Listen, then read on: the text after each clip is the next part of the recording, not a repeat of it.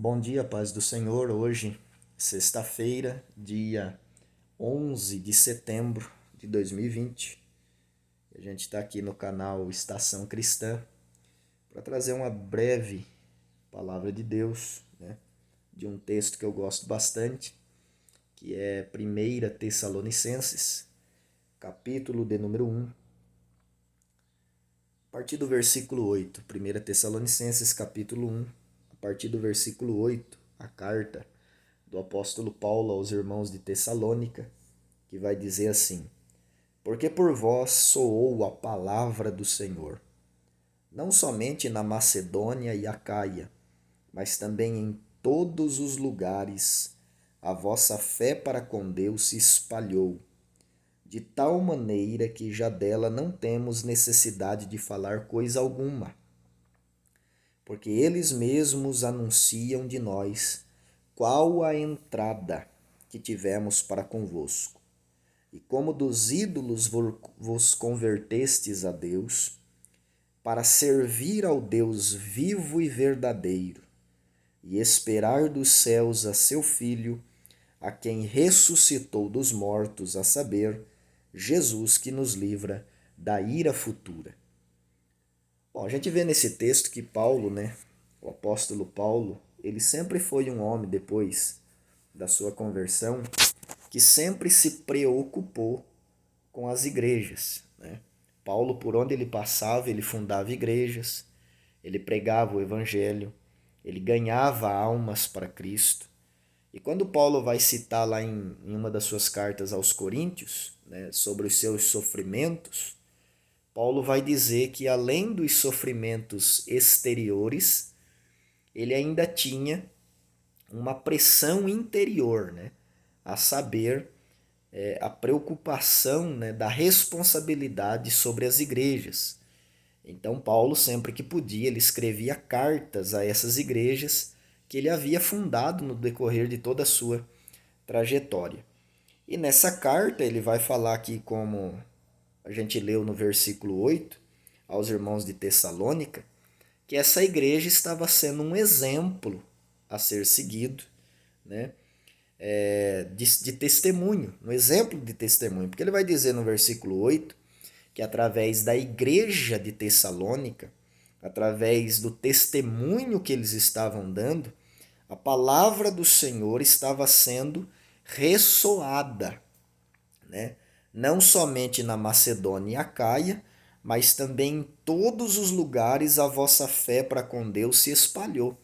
Então o testemunho dessa igreja estava disseminando com veemência a palavra de Deus, na Macedônia, na Acaia, e por todos os lugares as pessoas ouviam falar da fé dessa igreja, do testemunho que essa igreja estava demonstrando, e da vida que essa igreja levava diante de Deus, o exemplo que essa igreja era. Então Paulo vai falar que essa igreja é um testemunho, é um testemunho vivo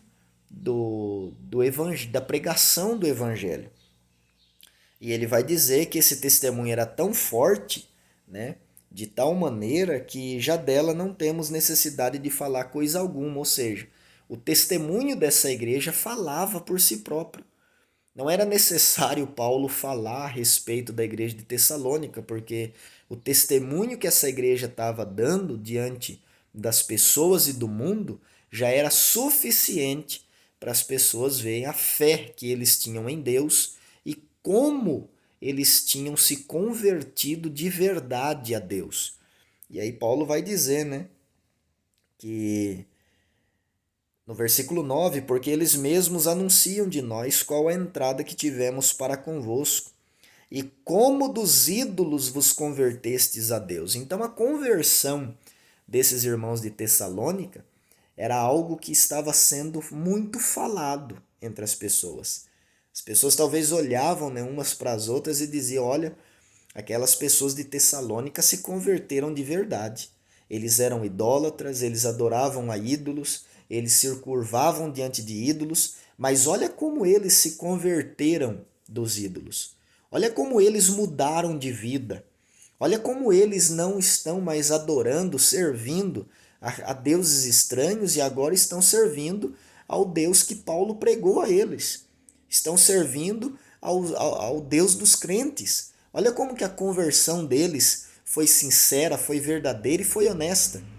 Então a conversão dos irmãos de Tessalônica era uma conversão verdadeira. Eles realmente se converteram de todo o coração dos ídolos a Deus. E conversão é isso, é uma mudança de atitude.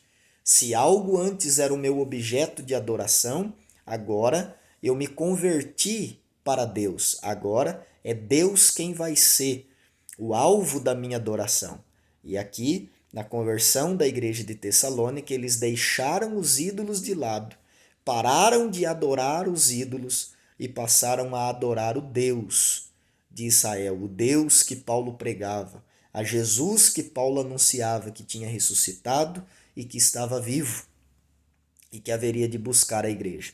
Então esses irmãos se converteram, mudaram de vida, né, tiveram uma conversão de 180 graus do pecado para Deus de maneira verdadeira, e essa conversão passou a ser um exemplo, passou a ressoar, né, em todo o mundo, de maneira que isso provava a fé genuína e verdadeira que eles tinham em Deus. E aí Paulo vai completar depois de uma vírgula dizendo: para servir ao Deus vivo e verdadeiro e esperar dos céus a seu Filho, a quem ressuscitou dos mortos, a saber, Jesus, que nos livra da ira futura. Paulo vai deixar claro aqui que a conversão dos irmãos de Tessalônica tinha dois propósitos.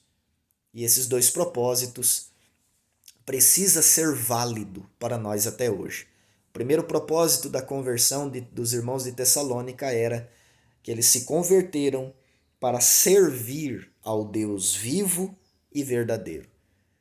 O Deus que eles iriam servir após a sua conversão não era um Deus que estaria morto, não era um Deus falso, não era um Deus mudo, não era um Deus cego, não era um Deus que precisaria de auxílio humano para se locomover, não. Era um Deus vivo, que estava vivo, que como diz a sua própria palavra, né, vivo para todo sempre e verdadeiro.